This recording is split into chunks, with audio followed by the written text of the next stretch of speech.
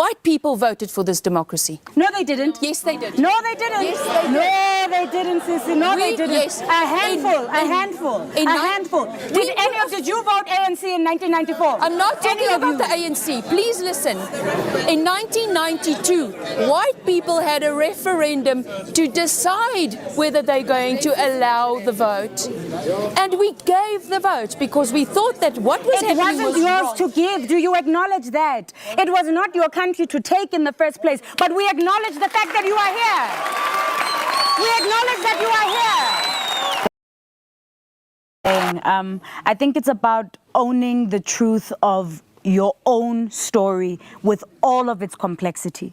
So for me, as an educated middle-class woman, I know that when I walk into spaces, I carry a certain currency that is not carried by my brother who can't pee in a toilet that I peed in when I went to Wits. Exactly. You know? Exactly. But at the same time, I also acknowledge that when I do walk into spaces, for example, going into very poor, disenfranchised communities, I also have to acknowledge that the dysfunction that I see that exists in those communities is part of my historical baggage. I carry it within me. It's in my family, it's in my heart, it's in my choices.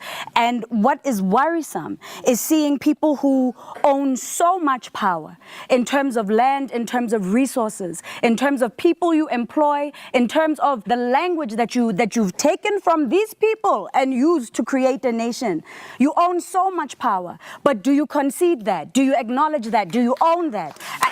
If you owned a little bit of that, it would be easy to come to the table with you. It would be easy to acknowledge death is death, pain is pain. I mean, there were 350 years of conscription in this country. It's only one generation of white men who didn't go into the military. How much pain exists in white families? I'd be willing to hear that more than I'm willing to hear that your pain is your pain only, because everybody in this room is carrying pain. But I don't believe the debate from our side. 20 years into this democracy, the debate from our side has never been to negate your pain, nor has it ever been about saying that we want back to where we came from. Is it your country? It's all of our countries, but acknowledge it's all of ours. It's all of ours. It's all of ours. It's all of It's my country. That's fine. It's not yours. It's not yours. This is not the place. This is not the place. Sir?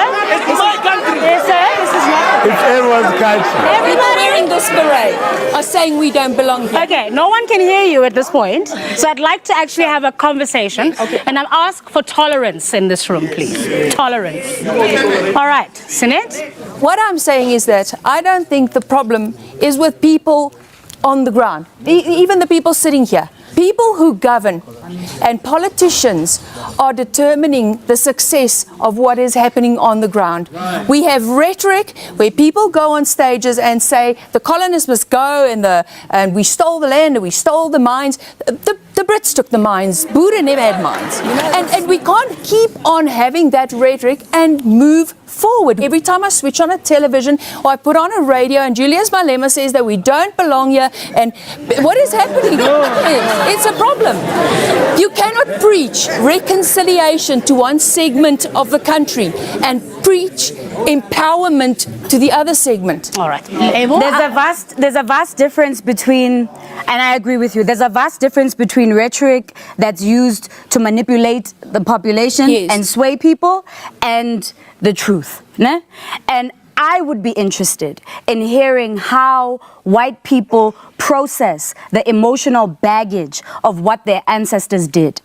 I would be interested in trying to understand what it did to white families. How much silence did white people have to cope with? How did white people build a shield around themselves to be able to deal with the system in which whiteness operated all these years? That's an emotional conversation. That's a delicate conversation. I'd be willing to do the work of trying to unravel that, because right now as a black person, I'm trying to do the work of unraveling my own baggage, my own historical baggage. I think when white people start to do that work, then we'll start to begin the project of trying to understand how all of us belong to this place. But you can't erase history. We can't pretend the violence didn't happen. We can't pretend colonialism didn't happen. We can't pretend people weren't slaves. We can't pretend our people are not poor. It happened. It happened. I'd be willing to hear white people say, you know what, it was Kak trying to pretend that this situation was normal. But I'm not hearing white people do that word. All right. What would that All right. When we return, a poetic moment. Don't go away. Africa is a fractured mirror, a paradox of schizophrenic selves who don't talk to one another, who coexist together but don't live with each other. And this is the time when you can become the greatest substance of your dreams, unless you live in a shack and don't speak English and don't know what this poem means.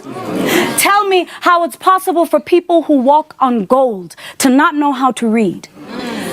South Africa is an old-fashioned mutt who knows how to sing and knows even better how to cuss, who knows how to pray when she's about to run out of luck, who knows how to laugh really hard when the tears have run her into a rut, who knows that race is a farce because when the lights are off, everybody's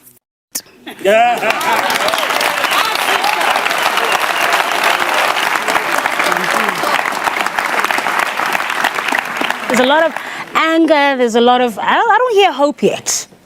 I don't know about you, but I don't hear hope yet. I hear it.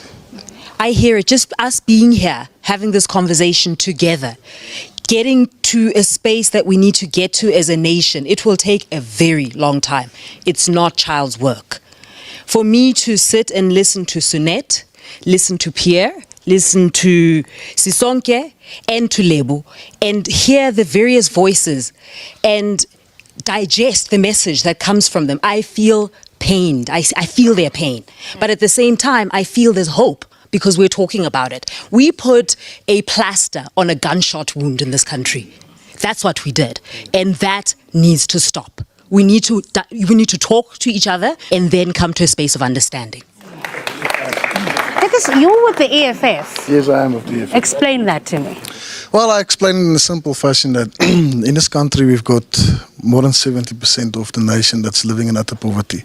And if you go into the townships and especially in the squatter camps and you say how our children are living, we're talking about kids. We're not talking about black, white, color. We're talking about kids. So when I look at economic freedom fighters, we are looking at changes this country to bring it into a social system where there will be no class, where the state can take control and we can live in a society where everybody can be brought up to the same level. The thing of the Rainbow Nation that did not work, reconciliation can only work if we both reconcile. You cannot have Nelson Mandela giving forgiveness for a racist group of people that oppressed black people in the apartheid era and say, let us forgive them. They don't come forward and say, yes, we accept your forgiveness, let's reconcile with each other. They don't do that. We still have people in the audience here. We still have people in the audience here, like a gentleman there when she was talking about the black people being more educated and can actually contest for a position. I had a comment say, yeah, let's kill them. It's those comments that makes people to be killed on farms also. Because when you undermine a black person in this country longer, they are going to kill you.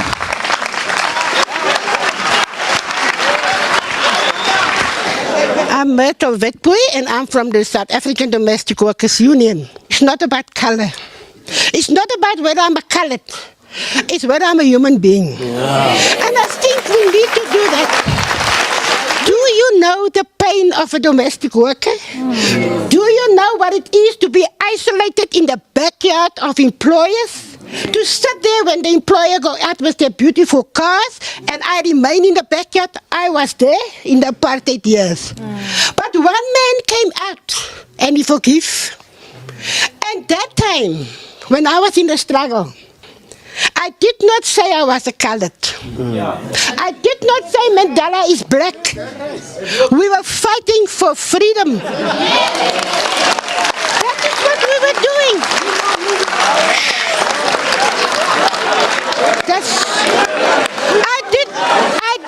I did not classify myself as a colored. And when Comrade Mandela came out, he said there's black and there's white. And since that day I walked that path. I am black. And I am proud of it. If we want to free ourselves. We must free ourselves from this color thing. We're not going to become free because we are bitter. We are oppressed even in our working place. Our employers don't recognize us. We raise the children. But you find that at the end, you dismiss, you are stealing, my paint is missing, my sugar is missing. I agree with the woman who said that it's not about the color, it's not about black, it's not about whites. It's about humanity. I fully agree with that woman because at the end of the day, we are all humans and we are supposed to live like humans, not other people mistreating other people. Like you're being mistreated and treated like someone who you're like an animal. Okay? But again, I would say this. White people should stop behaving as if they are entitled to everything. Like they're entitled to everything under the universe. Like everything in the world belongs to them. They shouldn't live that way. Because when we go to their lands in the United States of America and in France or every other country that belongs to the white men, they rule over us. But when again they come back, they come to Africa, they also want to rule over us. Okay? You know, Africans have gone through a lot of shits under the hands of the white people.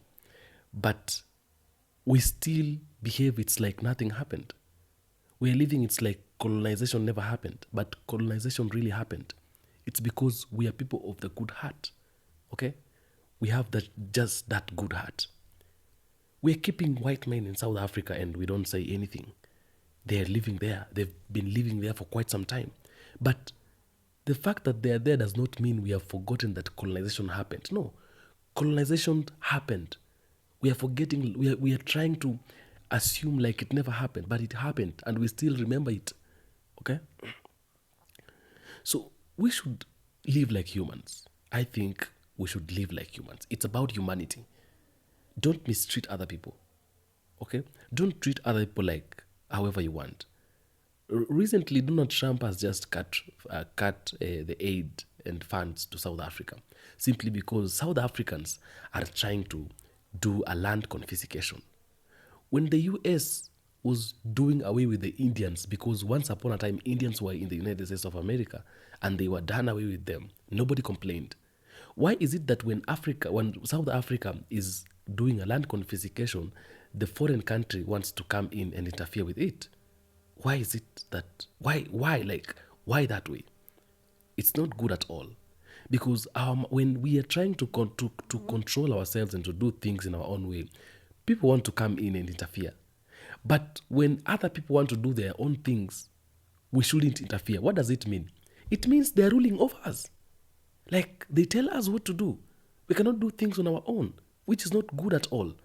I'm not in support of it. I know many people might even hate me and because of what I'm saying, but the truth be told, how do you feel when I come to your home and start treating you anyhow? It feels bad. Okay? So if you can be able to feel bad when I come to your home and treat you anyhow, you should also understand that when you come to my home and treat me whatever you want, I'll feel bad. Okay? So we are supposed to live in a way that you recognize me, I recognize you. Take charge on what belongs to you. Let me take charge on what belongs to me.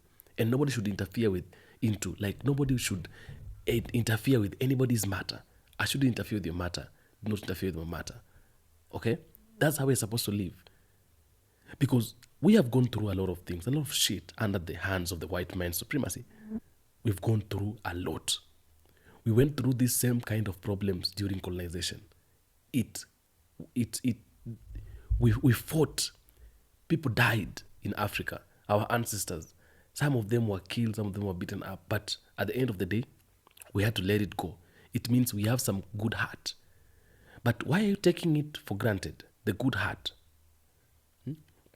Why are you taking advantage of us? Because you've never left Africa. You're still in Africa. Into our governments you're in. Everywhere. Into the system of governments. In everything. And you don't want to be told. You don't want to be asked anything. Anytime we try to ask you anything, you feel bad. We feel like we are getting into your And you're the ones who are getting into our path. Get off our path, please. Or you follow our instructions. When you are in my home, at my home, follow my instructions. When I come to your home, I'll follow your instructions. That is how we're supposed to live. And I'm happy because Ibrahim Traore also spoke about these things.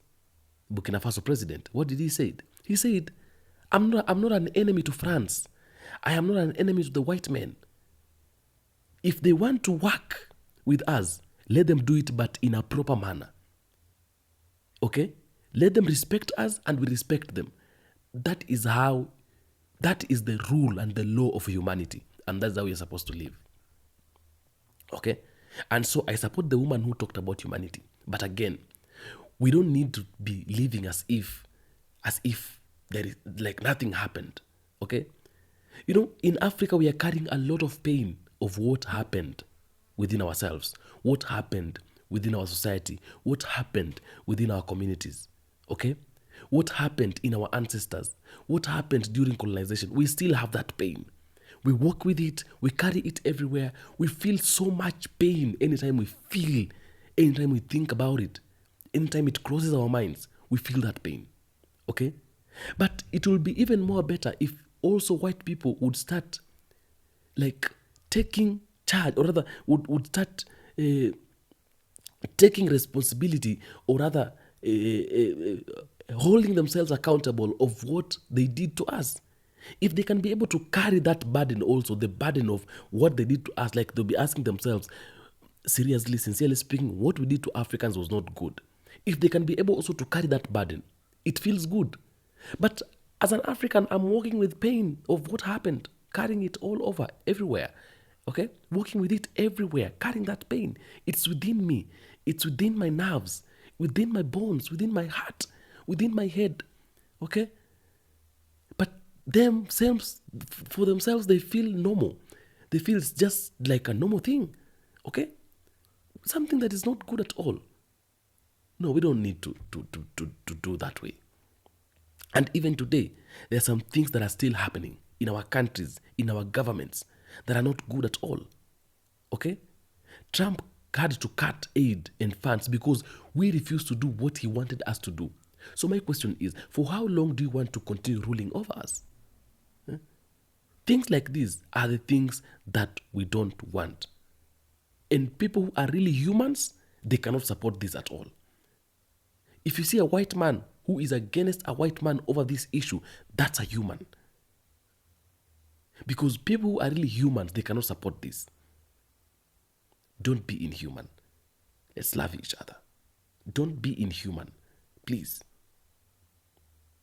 We don't need to be enemies. We don't need to live like people who, that's not how we're supposed to do. We need to be people who understand each other. I have things that I need to control myself because this is my place. I mean, Africa is poor today, and Africa is poor because you've made Africa poor. Blacks are poor because you've made blacks poor. When they come to your country, you mistreat them. When you come to Africa, you want also again to mistreat them in their own home. For God's sake, someone who is walking on gold is illiterate. How? Someone who is walking on gold is poor. How? It's because you've made that person poor. And whenever he tries to speak, you make him look like a bad person. You begin calling him illiterate, calling him uncivilized, calling him like all sorts of names. No. That's not how things are supposed to be done. But a change is coming. One day, everything will change and things will turn around. Adios, muchachos, guys.